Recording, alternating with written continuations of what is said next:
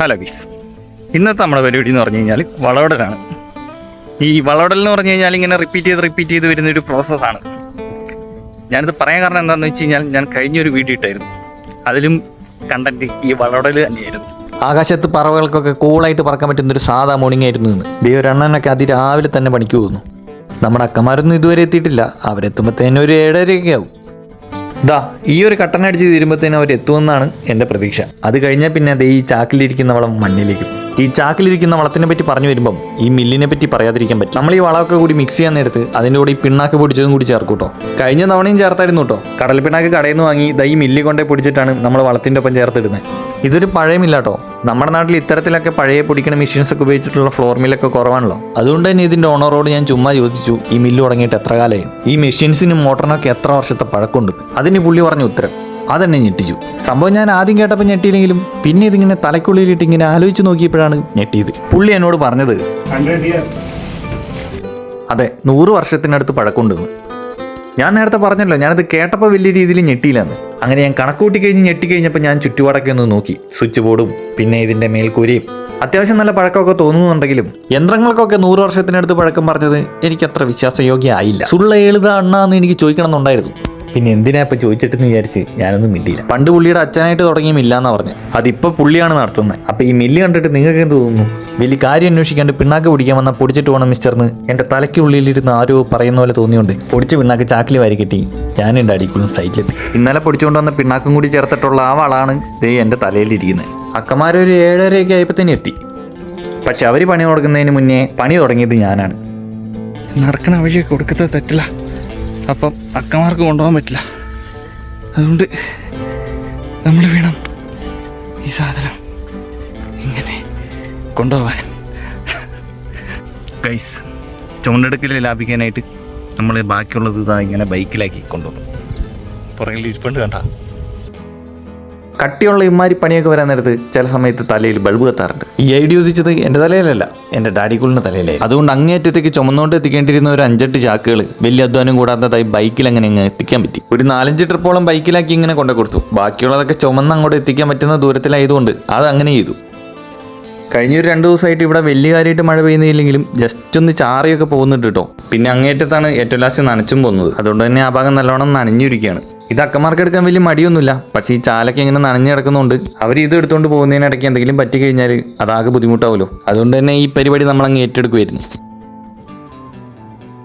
ഇതിനി വടീൻ്റെ ഇവിടുന്ന് താഴെ എത്തിക്കണം. ഇപ്പം നമ്മളുള്ളത് ഇങ്ങേറ്റത്തെ ചാലാട്ടോ. ഇവിടുന്നാണ് വളം ഇട്ടിട്ട് തുടങ്ങി വരുന്നത്. കഴിഞ്ഞ തവണ വളം കൊടുത്തതിന് ശേഷം ഇഞ്ചിയൊക്കെ നല്ലോണം ഉഷാറായിട്ടോ.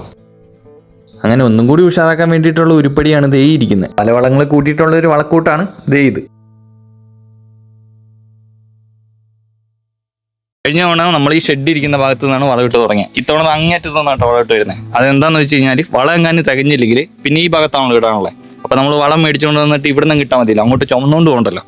ആ ഒരു ഐഡിയ ഉള്ളതുകൊണ്ടാണ് ഇതാ ഇവിടെ നിന്ന് അങ്ങ് തുടങ്ങിയത്. കഴിഞ്ഞ തവണ നമ്മൾ കുറച്ച് മുളക് നട്ടിരുന്നല്ലോ, അത് കുറച്ചൊക്കെ വളർന്നു കേട്ടോ. ചിലതൊക്കെ പോയി, ചിലതൊക്കെ ഉണ്ട്. ഞാൻ കാണിച്ചു തരാം. ചീനിത്തയൊക്കെ ഇത് ഇത്രയും വളർന്നെത്തി. ചിലതിനൊക്കെ കുറച്ച് മുരടിപ്പൊക്കെ ഉണ്ട്. അതിനൊക്കെയുള്ള മരുന്ന് ഇനിയിപ്പോൾ അടിക്കണം.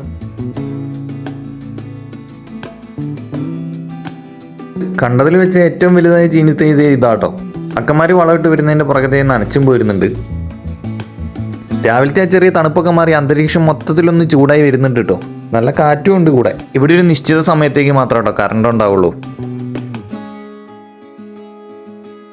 വളം ഇട്ടതുകൊണ്ട് നമ്മൾ അതിൻ്റെ പുറകെ തന്നെ കറക്റ്റായിട്ട് ആ സമയത്തിനുള്ളിൽ നനച്ചെത്താൻ വേണ്ടിയിട്ട് കറക്റ്റ് നനച്ചു പോരുന്നുണ്ട് കേട്ടോ. ഈ വളം ഇട്ട് കഴിഞ്ഞിട്ട് വേണം ഇനിയിപ്പോൾ മണ്ണിടാൻ വേണ്ടിയിട്ട്. നമ്മൾ മണ്ണിടാൻ കുറച്ച് വൈകിപ്പോയി. സാധാരണ ഈ സമയമൊക്കെ ആകുമ്പോഴത്തേന് 2ാമത്തെ മണ്ണിടൽ കഴിയേണ്ടതൊക്കെയാണ്. നമ്മൾ നട്ടത് കുറച്ച് വൈകിയാണ്. പിന്നെ കുറച്ച് സാങ്കേതിക പ്രശ്നങ്ങളൊക്കെ കാരണം കുറച്ചങ്ങോട്ട് വൈകിപ്പോയി. കഴിഞ്ഞ തവണ വീഡിയോ ഇട്ടപ്പം ഇതെവിടെയാണ് സ്ഥലം എന്നൊക്കെ ചോദിച്ച് കുറച്ച് കമൻറ്റുകൾ കണ്ടായിരുന്നു. ഞാൻ ആ കണ്ടതിനൊക്കെ റിപ്ലൈ കൊടുത്തിരുന്നു. ഇനിയിപ്പം പുതിയതായിട്ട് ആരെങ്കിലും കാണുന്നുണ്ടെങ്കിൽ അവർക്ക് വേണ്ടിയിട്ട് പറയാണ്. ഇത് മിർല എന്ന് പറഞ്ഞ സ്ഥലത്താണ് നമ്മൾ കൃഷി ചെയ്യുന്നത്. മൈസൂർ ജില്ലയിലുള്ള ഒരു സ്ഥലമാണ്. ഇവിടെ ഈ സ്ഥലം ലീസിനെടുത്തിട്ടാണ് നമ്മൾ കൃഷി ചെയ്യുന്നത്. അങ്ങനെ വളവിട്ട് തീരാനായി അക്കന്മാരിത് ഇങ്ങേറ്റം വരെ എത്തിട്ടോ. നമ്മൾ താമസിക്കുന്ന ഷെഡിൻ്റെ അടുത്ത് വരെ എത്തി. വളയം തികയൂല എന്നാണ് ഞങ്ങൾ വിചാരിച്ചത്. പക്ഷെ കറക്റ്റ് ആയിരുന്നു. കറക്റ്റ് അളവിൽ തന്നെ ഇട്ടവർ തികച്ചു എന്ന് വേണമെങ്കിൽ പറയാം. ഇനിയിപ്പോൾ വേണ്ട ഈ കളർ വെള്ളം വെച്ചിട്ട് നമുക്ക് ചെറിയൊരു പരിപാടി ഉണ്ട്. ഡാഡിക്കൂള് നേരത്തെ ഇതിലൂടെ ഇറങ്ങി നടന്നപ്പം ഒരു ഇഞ്ചി കണ്ടത്തിൽ ഒരു ചോട്ടിന് മൂടി ചീച്ചിൽ കണ്ടു. അപ്പം അവിടെ അടയാളം വെക്കാൻ പറഞ്ഞായിരുന്നു എന്നോട്. ഞാൻ അങ്ങനെ കൊണ്ട് ഒരു പൈപ്പ് കുത്തി വെച്ചായിരുന്നു. പൈപ്പ് ഞാൻ അടയാളം വെച്ചു, പക്ഷെ പൈപ്പ് എവിടെ കുത്തിയെന്നുള്ള കാര്യം ഞാൻ മറന്നുപോയി. അങ്ങനെ കറങ്ങി തിരിഞ്ഞ് നടന്ന് ഞാൻ പൈപ്പ് കണ്ടുപിടിച്ചു ഗൈസ്. ഇതാട്ടോ പൈപ്പ്. ഈ കണ്ടത്തിലൊരു ചോട്ടിൽ ഇതേണ്ട മൂടി ചീച്ചിൽ വന്നിട്ടുണ്ട്. ഇതിൻ്റെ ഇലകളൊക്കെ ഇങ്ങനെ പഴുത്ത് നിൽക്കുന്നുണ്ടോ? ഇതൊക്കെയാണ് ഇതിൻ്റെ ലക്ഷണങ്ങൾ. ഈ തണ്ടൊക്കെ കണ്ടോ? ഇതൊക്കെ ഇങ്ങനെ പഴുത്ത് ചീഞ്ഞ് പോയതാട്ടോ. ഇതൊരു ഫംഗസ് ഡിസീസാണ്. അപ്പോൾ ഇതിനിപ്പോൾ ഈ മരുന്നൊഴിച്ച് കഴിഞ്ഞാൽ ചിലപ്പോൾ കൺട്രോൾ ആയിരിക്കും. വേറെയും കണ്ടത്തിൽ 2-3 കണ്ടു. അപ്പോൾ അതിലൊഴിക്കണം. ഈ മൂടി ചീച്ചിൽ വന്നത് ഇങ്ങനെ പഴുക്കൂട്ടോ, കണ്ടോ? അതിനുശേഷം തണ്ടും പോവും. ദേ ഇങ്ങനെ നമ്മളെപ്പോഴും ഈ ചെടികളുടെ പുറകെ ഇങ്ങനെ നടക്കണം കേട്ടോ. എന്നാലും ഇങ്ങനെയൊക്കെ ഉള്ളതൊക്കെ കണ്ടുപിടിക്കാൻ പറ്റുള്ളൂ. തുടക്കത്തിലാണെങ്കിൽ നമുക്ക് മരുന്നൊക്കെ ചെയ്ത് കൺട്രോൾ ചെയ്യാൻ പറ്റും. സ്പ്രെഡായി കഴിഞ്ഞാൽ പിന്നെ ബുദ്ധിമുട്ടായിരിക്കും. അതുകൊണ്ട് തന്നെ നമ്മളിങ്ങനെ കീനായിട്ട് വാച്ച് ചെയ്യും കേട്ടോ. അങ്ങനെ നോക്കി നടക്കുന്നതിനിടയ്ക്ക് എന്തെങ്കിലും കേടൊക്കെ കണ്ടു കഴിഞ്ഞാൽ അവിടെ ഒരു അടയാളം വെക്കും. എന്നിട്ട് അവിടെ മരുന്ന് ചെയ്യും. അതാണ് അതിൻ്റെ റൂട്ട്. അങ്ങനെ പണി ഏകദേശം തീരാനായപ്പോഴത്തേനും ഞാനൊന്ന് ഫ്രീ ആയി. അപ്പോൾ ഒരു പാക്കറ്റ് പാല് മേടിക്കാമെന്ന് വിചാരിച്ച് ടൗണിലേക്ക് പോകാൻ നേരത്താണ് റോസീൻ്റെ മൊയിലാളീനെയും കണ്ടത്. നമ്മളെയൊന്നും അല്ലെങ്കിൽ ഇതിന് മൈൻഡില്ല. കഴിഞ്ഞ തവണ കണ്ടതിലും ആൾ കുറച്ച് ഉഷാറായിട്ടുണ്ട്. മൂപ്പറുടെ കൂടെ പകുതി വരെ ഓടിയിട്ട് പകുതിക്ക് വെച്ച് മിസ്സായി അവിടെ നിന്നാട്ടോ. ഞാൻ തിരിച്ചു വരുമ്പോഴും അവിടെ തന്നെ നിപ്പുണ്ടായിരുന്നു. ഞാൻ വിളിച്ചിട്ടൊന്നും എൻ്റെ അടുത്തേക്ക് വന്നില്ല സാധനം. ഞാനങ്ങനെ തിരിച്ച് സൈറ്റിലേക്ക് പോന്നു. അക്കമാരുടെ പണിയൊക്കെ ഏകദേശം തീരാനായി. അങ്ങനെ പണിയെല്ലാം തീർത്ത് അവർ പോയി. വളം കൊടുത്തു കഴിഞ്ഞാൽ പുറകെ നനച്ചു വരുന്നുണ്ടെന്ന് പറഞ്ഞല്ലോ. ഒറ്റ ദിവസത്തെ നനയും കൊണ്ടൊന്നും ആവൂല. ഒരു മഴ കിട്ടിയായിരുന്നെങ്കിൽ എന്ന് വിചാരിച്ച് അങ്ങനെ നിൽക്കുമ്പോഴാണ് അന്തരീക്ഷത്തിന്റെ മട്ടും ഭാവമൊക്കെ ഇങ്ങനെ മാറി വരുന്ന പോലെ തോന്നുന്നത്. മഴ പെയ്യാനും മഴ പെയ്യാതിരിക്കാനും സാധ്യതയുണ്ടെന്നുള്ള രീതിയിലൊരു മാറ്റം. മഴക്കാർ കയറി അങ്ങനെ വരുന്നുണ്ട്. മുമ്പിങ്ങനെ കയറി വന്നിട്ടും പറ്റിച്ചിട്ട് പോയോണ്ട് വലിയ പ്രതീക്ഷയൊന്നും ഇല്ലായിരുന്നു. പക്ഷേ മഴ പെയ്തു. വലിയ കാര്യമായിട്ട് പെയ്തില്ലെങ്കിലും ചെറിയൊരു തണുപ്പ് കിട്ടി. മഴയത്തൊരു ചായ കുടിക്കാമെന്ന് വിചാരിച്ച് ചായ ഇട്ട് വന്നപ്പോഴത്തേനും മഴ പോയി. ഏതായാലും നമ്മൾ കട്ടനടിച്ചതിന് ശേഷമാണ് പണികളൊക്കെ തുടങ്ങിയത്. ഇനിയിപ്പോൾ ഈ പാൽ ചായയും കുടിച്ച് കുറച്ച് നേരം റെസ്റ്റ് എടുക്കാം.